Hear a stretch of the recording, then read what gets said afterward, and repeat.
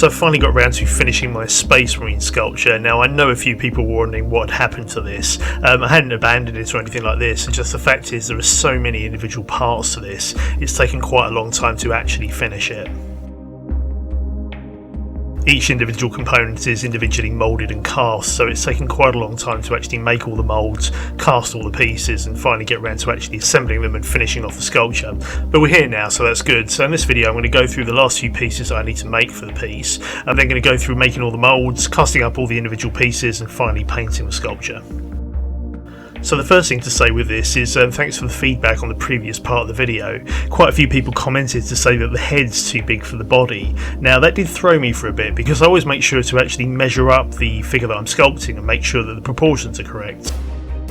So I'm sure that many of you know that human figures are generally speaking made of 8 head heights, so if you were to stack 8 heads end on end, that would equal the height of the figure. But what I didn't take into account was the fact that Space Marines and Games Workshop stuff in particular tends to be quite stylistic, and the proportions of the characters are always greatly enhanced far beyond what a normal human would actually be. I mean, I suppose that sort of makes sense, these are meant to be sort of superhuman soldiers. Nevertheless, I hadn't really taken that into account, and a lot of people said, well, the head actually needs to be a lot smaller than you'd normally make it. So now that didn't initially make sense to me, but if you look at these examples I'm putting on here, you can actually see it starts actually adding a certain something to it. The smaller the head, the more epic the armour suddenly starts looking. Now obviously the first one I've started with here is a little bit too small, but I went through a few different sizes and eventually settled on a size I liked.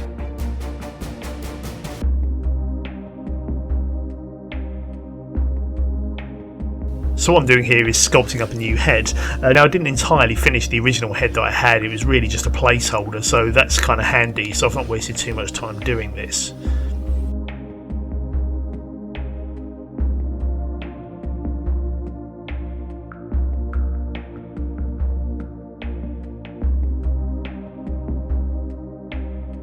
My initial idea for this was that it might actually be some form of tech marine, so those are marines with lots of robotic arms and sort of cybernetic enhancements.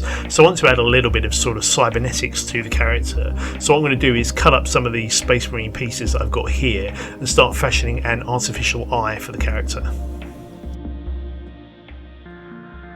And that's also got a practical purpose for the sculptures. It means I don't need to sculpt 2 eyes or 2 ears, so it actually makes things a little bit easier as well. I'm just trying to build up a shape that looks appropriate for the piece. And for the eye, what I've got is this sort of gem thing. I think it's for sort of craft and design projects. I've got a bunch of these and they're always coming quite useful for various things. So I'm going to use this as the main eye for the piece.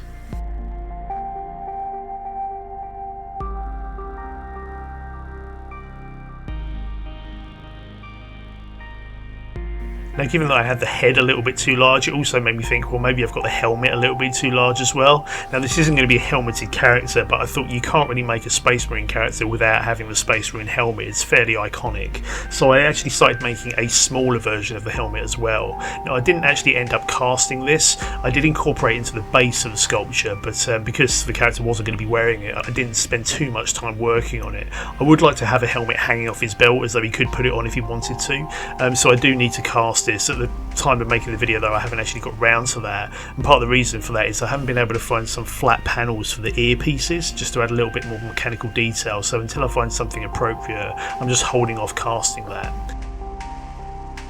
So for the Power Fist, as you can see, I've done a fair bit of work on this already. The main hand is actually made out of a few of those clear plastic egg shapes that I've frequently used on previous projects. What I did was to sort of cut them to size and then actually pour some resin into the interior to make one solid piece. I've then scratch built a few other bits and pieces on top of that, mostly bendable aluminium wire, a few cables for some toys that I've been saving, and various other bits and pieces. Now what I do need to do now is make up some fingers, and I've sort of been holding off doing this because obviously doing fingers is quite fiddly, there's a lot of individual components to them. What I've got is this block of resin, and this is something I've taken to doing quite a lot, is using a poured resin to actually make individual pieces. Because the resin's got a consistent quality to it, I mean unlike wood which is composed of fibres, resin is the same sort of consistency throughout, so I find this stuff quite useful for making pieces. So what I'm going to do is cut this block of resin into individual shapes and then carve them down into individual fingers for the Power Fist.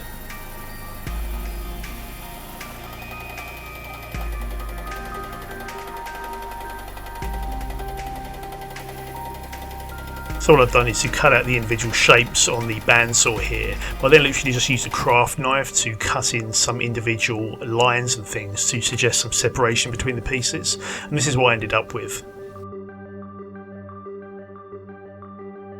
Now I'm having to hold it quite carefully here because they're not attached, and blue tack doesn't seem to want to stick to these, but that's how it's going to look. So what I need to do is to make a mould of the fingers and then cast them up in resin again, so that way I've got some reproducible shapes that I can use again and again. So now that I've got most of the basic forms of the sculpture together, what I now need to do is start sculpting in some detail. Obviously Space Marine characters tend to be quite ornate, so he needs to have some quite decorative armour. So what I'm going to be doing is sculpting in some motifs onto the armour using monster clay. So what I'm doing here is just drawing a centre line so I can try and get everything as symmetrical as possible. Now I'm not going for any particular chapter here, so I'm really just trying to make up something that looks correct. Now skulls and wings are quite frequent motifs on Space Marine armour, so I'm going to go for that.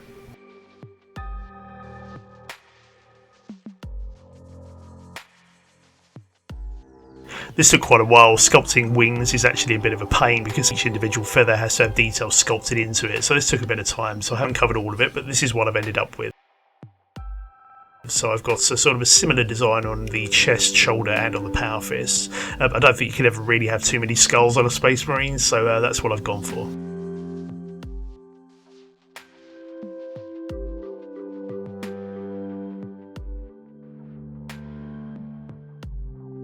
So now that I've got all the sculpting done, I can now start making the moulds of all of the individual pieces.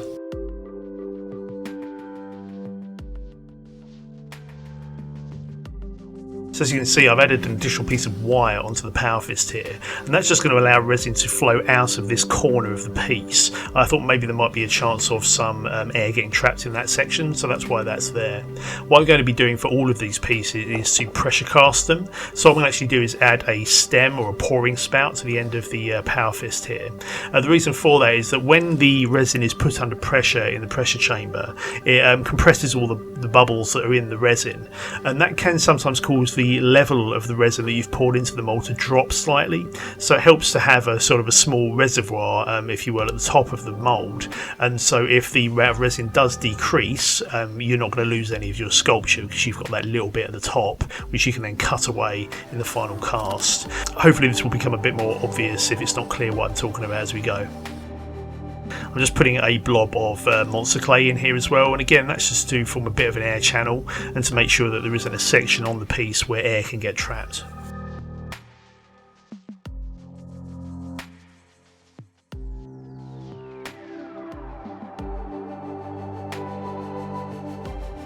So for all of my moulds I'm going to be making some boxes out of foam core, and what I'm doing here is just drawing a marker line. That's so I know where to cut the mould when it's dried. Obviously once it's encased in silicone I'm not going to be able to see exactly where the line should go, so I'm just drawing that on in advance to remind myself.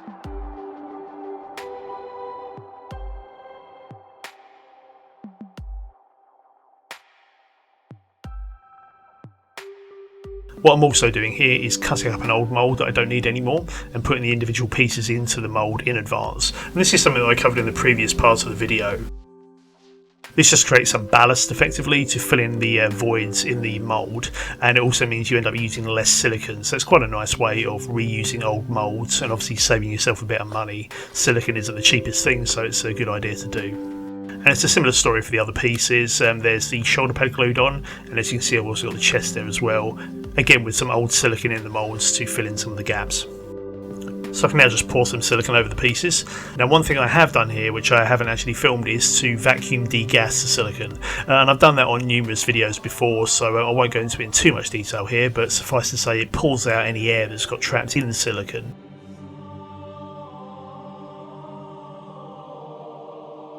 Something I also covered in part 1 of this video is I'm going to take these moulds and put them back into the vacuum chamber as well, and then suck out air again. Because I've got this ballast and these small pieces in the moulds already, there's a danger of air getting trapped, and in fact you can see some bubbles coming out as I pour the silicone in. So what I want to do is just suck the air out again, just to make sure that there's no air trapped on the surface of the pieces, which can in turn then distort my casts.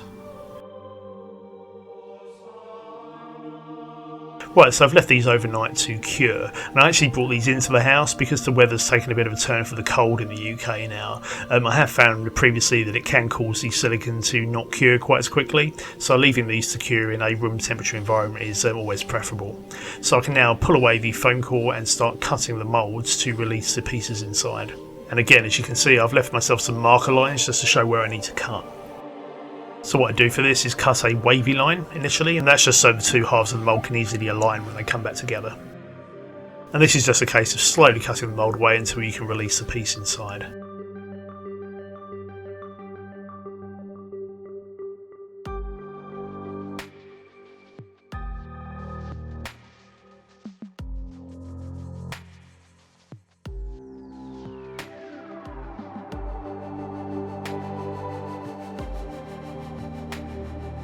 Right, so there we go. So they've all come out pretty cleanly, so that's good.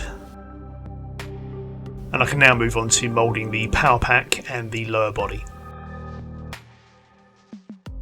And again, it's really the same procedure again and again. In this case, what I'm doing is to pour some rice into the mould ahead of adding the silicone.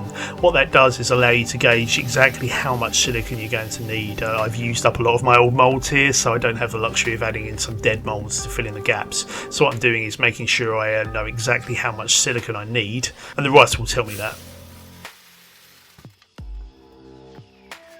Right, there we go. So I can just draw a line up to that level and then mix up exactly the right amount of silicone.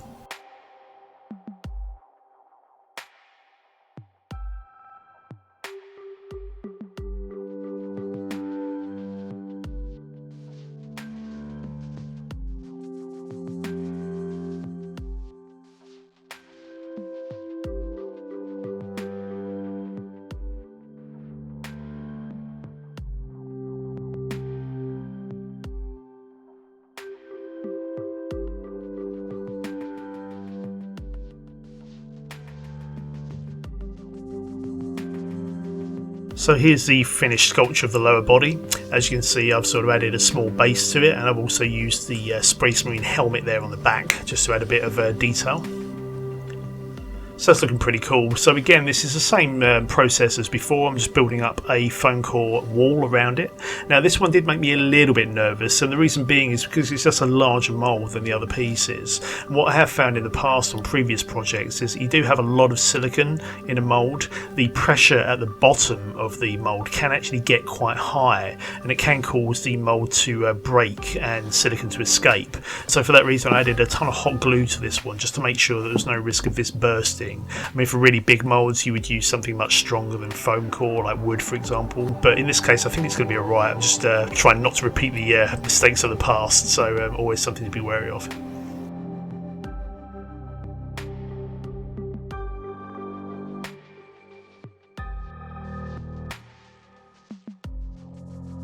So again, I've just got to cut the mould to release the main piece. The handy thing with this one is that it can actually come apart, the base isn't actually directly attached to the legs. So this came out relatively easily.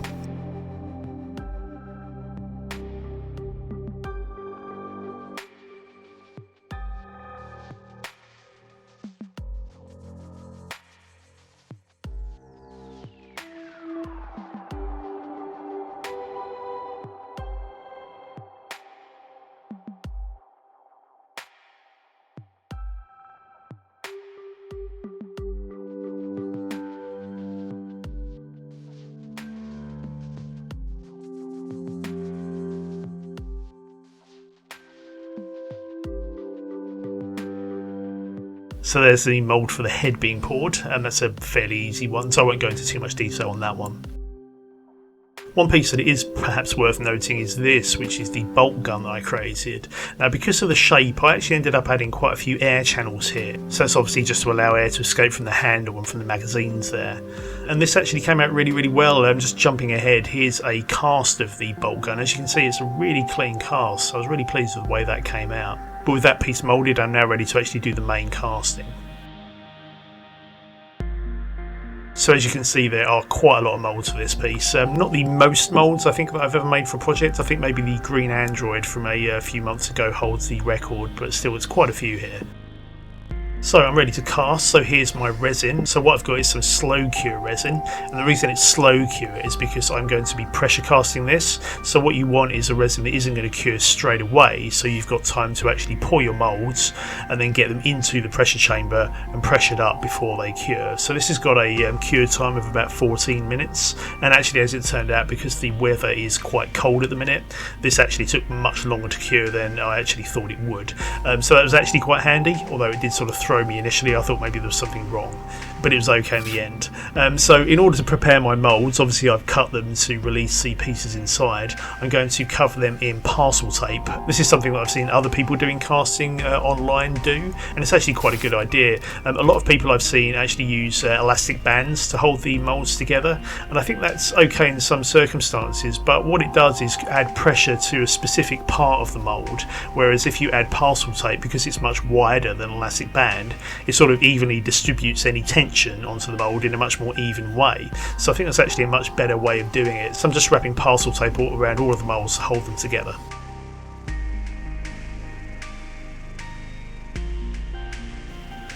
Now these large drums are really difficult to pour from, so what I'm doing is just decanting the two halves of the resin into two separate mixing cups. I can then measure them up separately and not run the risk of spilling resin everywhere because of these large drums.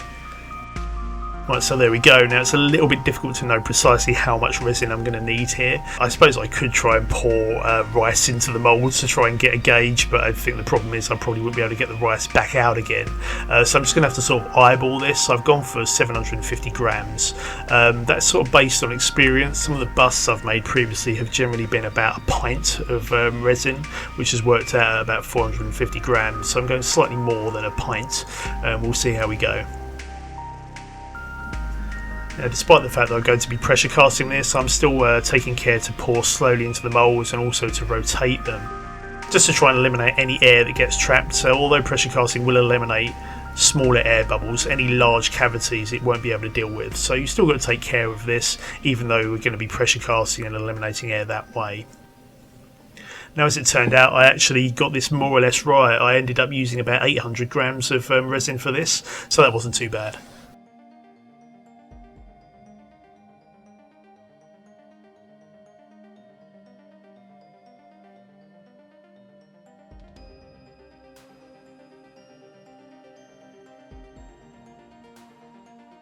So in order to get all of these moulds into the pressure chamber, I've got this sort of contraption with a few shelves on it. It's pretty rough, as you can see. I should probably redesign it really, but it does the job.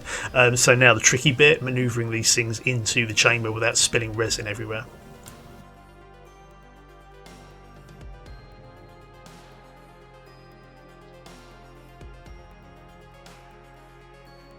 So they're in okay. So I have covered this on previous videos, but it's always interesting to go over again, I think. So yep, you put the pieces in your pressure chamber, you bolt the lid on, and obviously it's got these massive bolts on to withstand the force from the pressure. So you've got to tighten these up quite tight to make sure you don't get any leaks. But it's fairly straightforward, and once you've done it a few times, it's dead easy. So once you've got those tightened, you can open the valves from the compressor to the chamber, and the pressure gauge will start climbing. Now I must admit I don't particularly enjoy pressure casting, not because it's a bad technique or anything like that, just because it's a bit of a faff. Nevertheless, you do get some really nice results, so it's worth doing.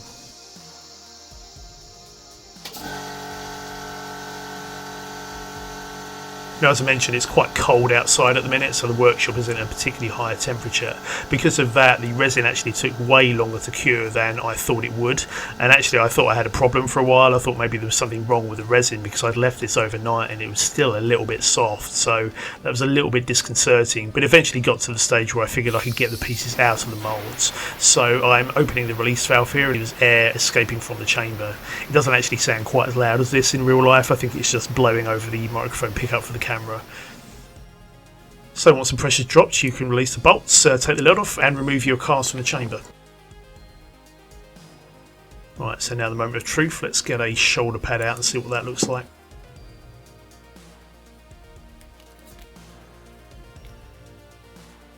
Yeah, there we go, looking pretty good. There are a few bits of monster clay trapped in the cast, and that's something that'll always happen on the first cast from a mould. It will pick up any bits and pieces that are left in the mould from the sculpture. Now for the mould for the lower body, what I hadn't realised is because the base wasn't attached to the sculpture, that came out separately, but that meant that I had a loop inside the mould, which I'm cutting here, and I couldn't get the piece out of the mould until I cut that. So now that's free, the piece actually comes out quite easily.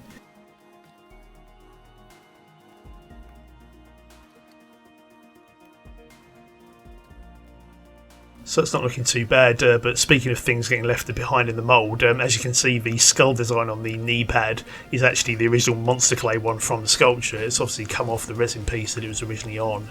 Now it's a bit of a pain, but I think what I'm going to actually do, it's got a very thin layer of resin over it, so I think what I'm going to do is actually just spray paint over that, not worry about it too much.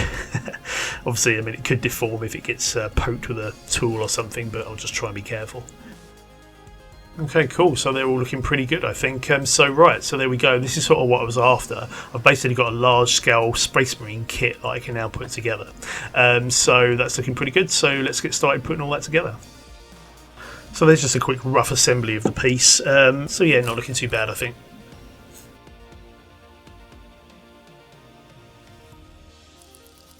So now I've got all my pieces cast up, I can now give them a layer of undercoats ready for painting. So what I've actually done here is to make myself a little airbrush station. The small compressor that I used to use for my airbrush was slowly dying. So what I've actually done is to mount the regulator on the side of here, and I've got an air line running across the ceiling down to the main compressor in the cupboard there. So it's actually turned out to be really, really useful because the reservoir is much, much larger than the small compressor I was using. So this way you never ran out of pressure, and also because of the regulator on the side I can actually turn the pressure up really high if I want to. So it's actually proved to be quite useful. I mean, if you do have a blockage in your airbrush, you can like blast it out with a bit more pressure, which has turned out to be quite useful. So it's a handy little addition to the painting process. So what I'm actually doing here is using a similar colour scheme to my three-legged mech from a while back. So what I'm doing is using a very dark red here, it's almost brown, called Hull Red by Tamiya. And I'm going to give it a dark base coat and then highlights in a lighter red. Now these small little pots I'm mixing in are actually used for tattoo ink. I've got a bunch of these from my fiance's tattoo studio, so they're really useful for mixing up airbrush paints. So the first part of this is really just covering each piece in a layer of Hull Red and making sure I get a nice even coverage across the whole piece.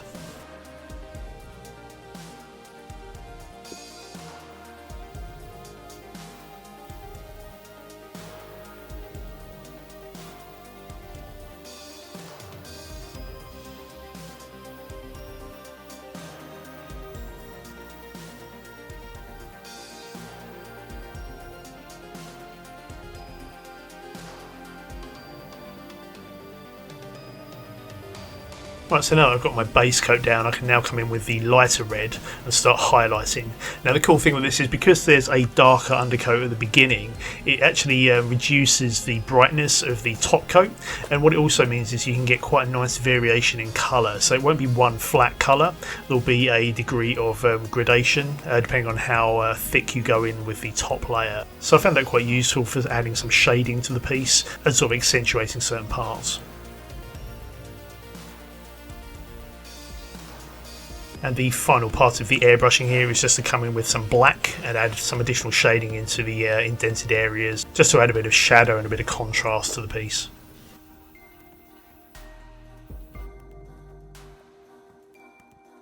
So what I can now start doing is picking out all of the sculptural detail in gold, and what I'm using here is Titan Gold by Tamiya.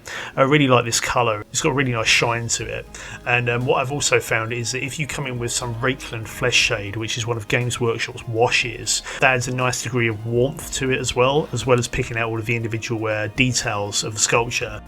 So as you can see, as I brush that on, it's sort of picking out all of the detail of the sculpture, but also, yeah, changing the colour slightly, you know, I think that really adds something.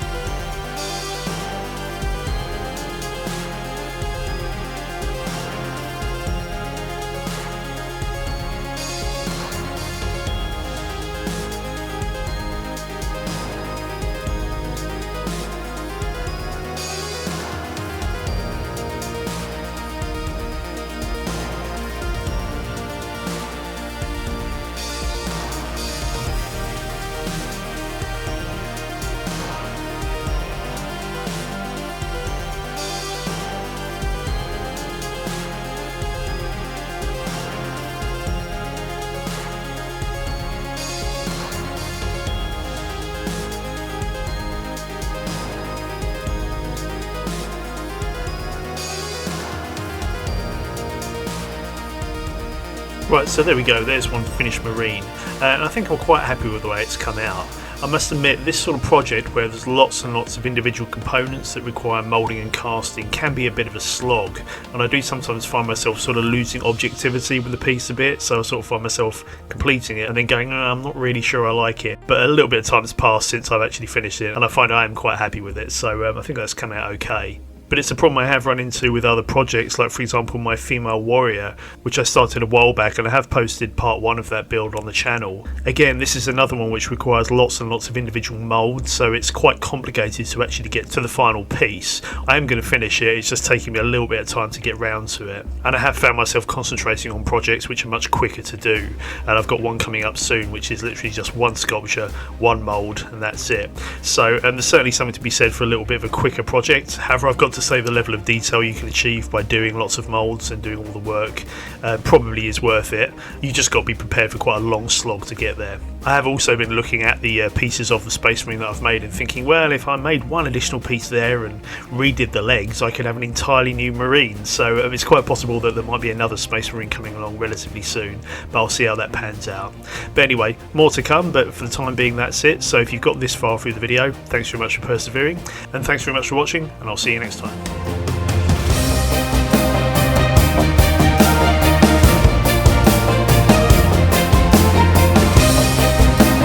Thanks very much for watching. I'll be posting videos on future projects, so if you'd like to keep up with what's going on, please do subscribe. Alternatively, you can visit my website, which is www.thedarkpower.com, or you can find me on Facebook, just search for The Dark Power.